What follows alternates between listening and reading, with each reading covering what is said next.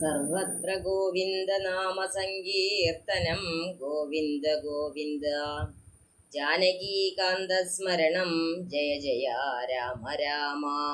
വീരാഞ്ജനേയ സ്വാമിക്ക് ജയ്. രാമായ രാമഭദ്രായ രാമചന്ദ്രായ വേധസേ രഘുനാഥായ നാഥായ സീതായ പതയേ നമഃ. യത്ര യത്ര രഘുനാഥകീർത്തനം തത്ര തത്ര കൃതമസ്തകാഞ്ജലിം ബാഷ്പവാരി പരിപൂർണലോചനം മാരുതിം നമത രാക്ഷസാന്തകം. വീരാഞ്ജനേയ സ്വാമിക്ക് ജയ്. പീതാംബരം കരവിരാജിത ശംഖചക്ര കൗമോദഗീ സരസിജം കരുണാസമുദ്രം രാധാസഹായമതിസുന്ദരമന്ദഹാസം വാതാലയേശമനിശം ഹൃദി ഭാവയാമി. സദാശിവസമാരംഭാം ശങ്കരാചാര്യമധ്യമാം അസ്മദാചാര്യപര്യന്താം വന്ദേ ഗുരുപരമ്പരാം. ഗും ഗുരുഭ്യോ നമഃ. ഗം ഗണപതയേ നമഃ. സം സരസ്വത്യൈ നമഃ. ജാനകീകാന്തസ്മരണം ജയ ജയ രാമ രാമ. വീരാഞ്ജനേയ സ്വാമിക്ക് ജയ്. ഹര ഹര നമ പാർവതീ പതയേ. ഹര ഹര മഹാദേവ. ശ്രീമദ് രാമായണം കിളിപ്പാട്ട് അയോധ്യാകാന്ഡം. വനയാത്ര. രാഘവൻ താത ഗേഹം പ്രവേശിച്ചുടൻ വ്യാകുലഹീനം വണങ്ങിയരുൾ ചെയ്തു. കൈകേയിയാകിയ മാതാവു തന്നോടു ശോകം കളഞ്ഞാലും അമ്മേ മനസ്സിതേ. സൗമിത്രയും ജനകാത്മജയും ഞാനും സൗമുഖ്യമാർന്നു പോവാനായി പുറപ്പെട്ടു. ഖേദമകലെ കളഞ്ഞിനി ഞങ്ങളെ താതനാജ്ഞാപിക്ക വേണ്ടതു വൈകാതെ. ഇഷ്ടവാക്യം കേട്ടു കൈകേയി സാദരം പെട്ടെന്നെഴുന്നേറ്റിരുന്നു സസംഭ്രമം. ശ്രീരാമനും മൈഥിലിക്കു മനോജനും ചീരങ്ങൾ വെവ്വേറെ നൽകിനാളമ്മയും. ധന്യവസ്ത്രങ്ങൾ ഉപേക്ഷിച്ചു രാഘവൻ വന്യചീരങ്ങൾ പരിഗ്രഹിച്ചിടിനാൻ. പുഷ്കരലോചനാനുജ്ഞയാ വൽക്കലം ലക്ഷ്മണൻ താനുമുടുത്താനതു നേരം. ലക്ഷ്മി ഭഗവതിയാകിയ ജാനകി വൽക്കലം കയ്യിൽ പിടിച്ചുകൊണ്ടാകുലാൽ പക്ഷമെന്തുള്ളിലെന്നുള്ളതറിവാനായി തക്ഷണേ ലജ്ജയാ ഭർതൃമുഖാംബുജം ഗൂഢമായി നോക്കിനാളെങ്ങനെ ഞാനിതു ഗാഠമുടുക്കുന്നതെന്നുള്ള ചിന്തയാ. മംഗലദേവതാ വല്ലഭൻ രാഘവനിംഗിതജ്ഞൻ തത വാങ്ങിപ്പരൂഷമാം വൽക്കലം ദിവ്യാംബര പരിവേഷ്ടിച്ചു സൽക്കാരമാനം കലർന്നു നിന്നിടിനാൻ.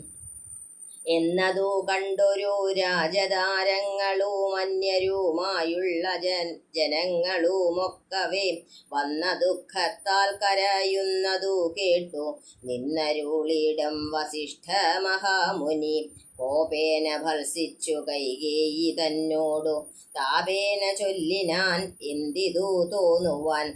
ദുഷ്ടേ നിശാചരീ ദുർവൃത്തമാനസേ കഷ്ടമോർത്തോളം കഠോരശീലേ ഖലേ. രാമൻ വനത്തിനു പോകണമെന്നല്ലോ താമസശീലേ വരത്തെ വരിച്ചു നീ.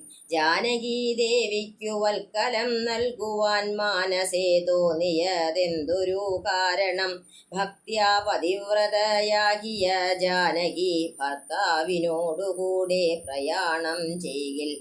സർവാഭരണ വിഭൂഷിത ഗാത്രിയായി ദിവ്യാംബരം പൂണ്ടനുഗമിച്ചിടുക. കാനന ദുഃഖ നിവാരണാർത്ഥം പതിമാനസവും രമിപ്പിച്ചു സദാകാലം. ഭർതൃശുശ്രൂഷയും ചെയ്തു പിരിയാതെ ചിത്തശുദ്ധ്യാ ചരിച്ചിടുകന്നേ വരൂ.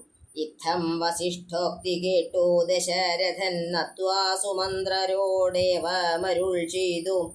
രാജ്യയോഗ്യം രഥമാശു വരുത്തുക രാജീവനേത്ര പ്രയാണായ സത്വരം. ഇത്തമുക്ത്വാ രാമവക്ത്രാംബുജം വാർത്തു പുത്ര ഹാ രാമ സൗമിത്രേ ജനകജേ രാമ രാമ ത്രിലോകാഭിരാമാംഗ ഹാ ഹാ മമ പ്രാണ സമാന മനോഹര ദുഃഖിച്ചു ഭൂമിയിൽ വീണു ദശരഥനുൾക്കാമ്പൊഴിഞ്ഞു കരയുന്നതു നേരം തേരുമൊരുമിച്ചു നിർത്തി സുമന്ത്രരും ശ്രീരാമദേവനും അപ്പോൾ അരുൾ ചെയ്തു തേരിൽ കരേറുക സീതേ വിരവിൽ നീ നേരമിനി കളഞ്ഞിടരുതേതുമേ സുന്ദരി വന്ദിച്ചു തേരിൽ കരേറിനാളിന്ദിര വല്ലഭനാകിയ രാമനും മാനസേ ഖേദം കളഞ്ഞു ജനകനെ വീണു വണങ്ങി പ്രദക്ഷിണവും ചെയ്തു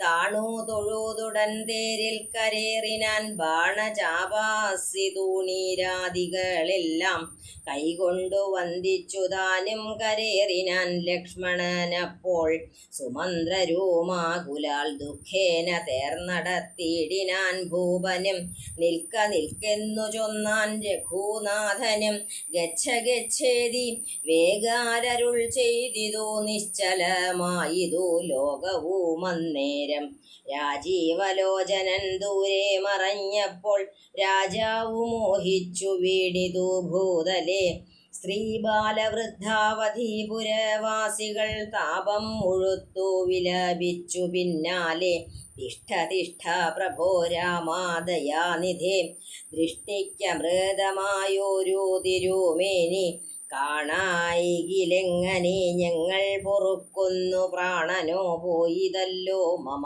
ദൈവമേ ഇത്തരം ചൊല്ലി വിലാപിച്ചു സർവരും സത്വരം തേരിൽ പിറകെ നടകൊണ്ടാർ മന്നവൻ താനും ചിരം വിലാപിച്ചതാ ചൊന്നാൻ പരിചാരകന്മാരോടാവുലാൽ എന്നെ എടുത്തിനി കൊണ്ടുപോയി ശ്രീരാമൻ തന്നെ മാതൃഗേഹത്തിങ്കലാക്കുവിൻ രാമനെ വേറിട്ടു ജീവിച്ചു ഞാനിനി ഭൂമിയിൽ വാഴ്കെന്നതില്ലെന്നു നിർണയം എന്നതു കേട്ടൊരു ഭൃത്യജനങ്ങളും മന്നവൻ തന്നെ എടുത്തു കൗസല്യതൻ മന്ദിരത്തിങ്കലാക്കിയിടിനാരന്നേരം വന്നൊരു ദുഃഖേന മോഹിച്ചു വീണിതു പിന്നെ ഉണർന്നു കരഞ്ഞു തുടങ്ങിനാൻ ഖിന്നയായി മേവുന്ന കൗസല്യ തന്നോടും ശ്രീരാമനും തമസാ നദി തന്നെ തീരം ഗമിച്ചു വസിച്ചു നിശാമുഖേ പാനീയമാത്രമുപജീവനം ചെയ്തു ജാനകിയോടും നിരാഹാരനായൊരു വൃക്ഷമൂലേ ശയനം ചെയ്തുറങ്ങിനാൻ ലക്ഷ്മണൻ വില്ലുമമ്പും ധരിച്ചന്തികെ രക്ഷിച്ചു നിന്നു സുമന്ത്രരുമായോരോ ദുഃഖവൃത്താന്തങ്ങളും പറഞ്ഞാകുലാൽ പൗരജനങ്ങളും ചെന്നരികെ പൊക്കു ശ്രീരാമനെയങ്ങു കൊണ്ടുപോയി കൂടായിൽ കാനനവാസം നമുക്കുമെന്നേ വരൂ മാനസത്തിങ്കലുറച്ചു മരുവിനാർ പൗര ജനത്തിൻ പരിദേവനം കണ്ടു ശ്രീരാമദേവനും ഉള്ളിൽ നിരൂപിച്ചു സൂര്യനുദിച്ചാലയക്കയുമില്ലിവർ കാര്യത്തിനും വരും വിഘ്നമെന്നാലിവർ ഖേദം കലർന്നു തളർന്നുറങ്ങുന്നിതു ബോധമില്ലിപ്പോൾ ഇനിയുണരും മുമ്പേ പോക നാം ഇപ്പോഴേ കൂട്ടുക തേരെന്നു രാഘവൻ വാക്കുകൾ കേട്ടു സുമന്ത്രരും വേഗേന തേരുമൊരുമിച്ചിതന്നേരം രാഘവന്മാരും ജനകതനൂജയും തേരിലേറിയിടിനാരേതു മറിഞ്ഞില്ല പൗരജനങ്ങളന്നേരം സുമന്ത്രരും ചെറ്റയോധ്യാഭിമുഖം ഗമിച്ചിട്ടഥാ തെറ്റൊന്നു തെക്കോട്ടു തന്നെ നടകൊണ്ടു ചുറ്റും കിടന്ന പുരവാസികളെല്ലാം പിറ്റേന്നാൾ തങ്ങളുണർന്നു നോക്കും നേരം കണ്ടീല രാമനെ എന്നു കരഞ്ഞതി കുണ്ഠിതന്മാരായി പുരം പൊക്കുമേവിനാർ സീതാസമേതനാം രാമനെ സന്തതം ചേതസി ചിന്തിച്ചനൂദിനം പുത്രമിത്രാദികളോടുമിട ചേർന്നു ചിത്തശുദ്ധ്യാ വസിച്ചിടിനാരേ വരും മംഗലദേവതാ വല്ലഭൻ രാഘവൻ ഗംഗാതടംബുക്കു ജാനകി തന്നൊടും മംഗലസ്നാനവും ചെയ്തു സഹാനുജം ശൃംഗിവേരാവിദൂരെ മരുവീടിനാൻ ദാശാരഥിയും വിദേഹതനൂജയും ശിംശിബാമൂലേ സുഖേന വാണിടിനാർ. ജാനകീകാന്തസ്മരണം ജയ ജയ രാമ രാമ.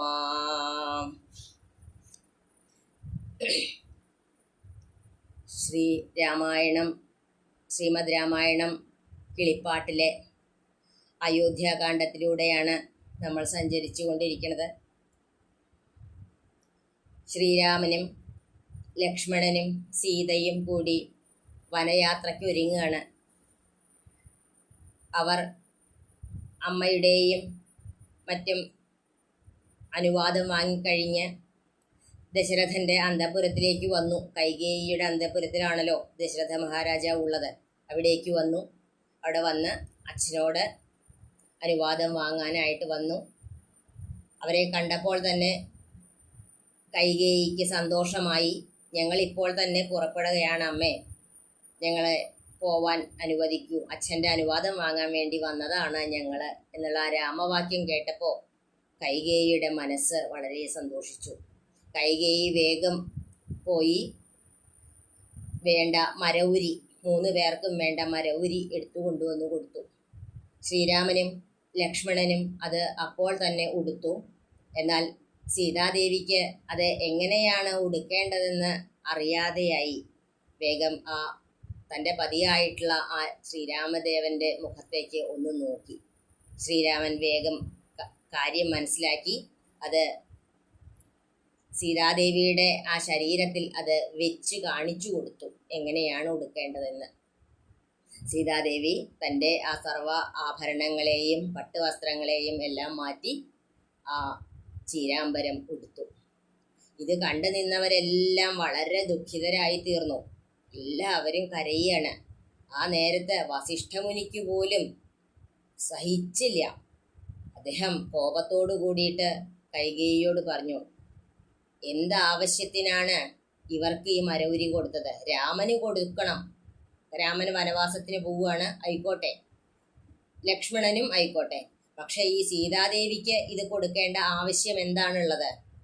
അത് പതിവ്രതയായിക്കൊണ്ട് രാമനെ അനുഗമിക്കുകയാണ്. അത് സർവാഭരണ വിഭൂഷിതയായിക്കൊണ്ട് സീതാദേവി പൊക്കോട്ടെ. അതിന് എന്തിനാണ് ഈ ഒരു വേഷം കെട്ടിക്കണത് എന്ന് ചോദിച്ചുകൊണ്ട് ആ കൈകേയിയോട് കുറച്ച് പരുഷഭാവത്തിൽ സംസാരിച്ചു. അതിനെല്ലാം ശേഷം അച്ഛനോട് അനുവാദം വാങ്ങി ദശരഥ മഹാരാജാവ് സുമന്ത്രരെ വിളിച്ചു പറഞ്ഞു, രാജകീയമായിട്ടുള്ള തരത്തിൽ തന്നെ തേര് ഏർപ്പാടാക്കൂ, എന്നിട്ട് ഇവർക്ക് വേണ്ട യാത്രയ്ക്ക് വേണ്ട കാര്യങ്ങളെല്ലാം ചെയ്തു കൊടുക്കൂ എന്ന് പറഞ്ഞു. സുമന്ത്രരെ അപ്പം തന്നെ തേരൊരുക്കി ശ്രീരാമദേവൻ സീതയോടും ലക്ഷ്മണനോടും കൂടി ആ തേരിൽ കയറി എത്രയും പെട്ടെന്ന് തേരെടുത്തോളൂ. ദശരഥ മഹാരാജാവ് അവിടെ വീണ് കരയണുണ്ട്. രാമ, ലക്ഷ്മണ, സീതേ എന്ന് വിളിച്ചുകൊണ്ട് ഉറക്കെ കരയണുണ്ട്. അതെല്ലാം കേട്ടില്ല എന്ന് നടിച്ചുകൊണ്ട് ആ പൗരജനങ്ങളെല്ലാം, അയോധ്യയിലത്തെ വാസികളെല്ലാം അവിടെ നിന്ന് കരയണുണ്ട്. അവരെല്ലാം ഈ തേരിനെ അനുഗമിച്ചു. തേര് വളരെ വേഗത്തിൽ അവിടുന്ന് ഓടിച്ചു കൊണ്ടുപോയി തമസാ നദിയുടെ തീരത്ത് അന്ന് സന്ധ്യയായപ്പോഴേക്കും എത്തി. അവിടെ ഭഗവാൻ ശ്രീരാമചന്ദ്രൻ നിരാഹാരനായിക്കൊണ്ട് ജലം മാത്രം പാനം ചെയ്തുകൊണ്ട് അവിടെ അന്ന് താമസിച്ചു. ലക്ഷ്മണനും സുമന്ത്രരും ഓരോരോ കാര്യങ്ങൾ സംസാരിക്കുന്നുണ്ട്. കുറേ നേരം കഴിഞ്ഞപ്പോൾ രാമദേവൻ സുമന്ത്രരെ വിളിച്ചിട്ട് പറഞ്ഞു, അയോധ്യാവാസികളെല്ലാം ഉറങ്ങിക്കഴിഞ്ഞേക്കണു. ഇങ്ങനെ ആയിക്കഴിഞ്ഞാൽ ഈ വനവാസം നടക്കില്ല. ഇവരെല്ലാം കൂടെ വന്നാൽ പറ്റില്ല. നാളെ പ്രഭാതമായാൽ ഇവരെ ഇട്ടേച്ച് പോവുക എന്ന് പറയുന്നത് നടക്കണ കാര്യമല്ല. അതുകൊണ്ട് ഇപ്പോൾ തന്നെ ഇവരെല്ലാം ഉറങ്ങുകയാണ്. ഇപ്പോൾ തന്നെ നമുക്ക് ഇവിടുന്ന് പോകണം. അങ്ങനെ തേരുകൂട്ടി ശ്രീരാമനും സീതയും ലക്ഷ്മണനും കൂടി തേരിൽ കയറി അയോധ്യയ്ക്ക് അഭിമുഖമായിക്കൊണ്ട് കുറേ ദൂരം പോയി. പിന്നെ തെക്കോട്ട് വെച്ച് അവിടെ ഗംഗാനദിയുടെ തീരത്ത് ചെന്ന് ഇരുന്നു. ശൃംഗിവേരപുരം എന്ന് പറയുന്ന ആ ഒരു സ്ഥലത്താണ് അവർ എത്തിച്ചേർന്നിരിക്കുന്നത്. അടുത്ത ഭാഗം ഇനിയൊരവസരത്തിൽ കേൾക്കാം. ജാനകീകാന്തസ്മരണം ജയ ജയ രാമ രാമ വീരാഞ്ജനേയ സ്വാമിക്ക് ജയ്.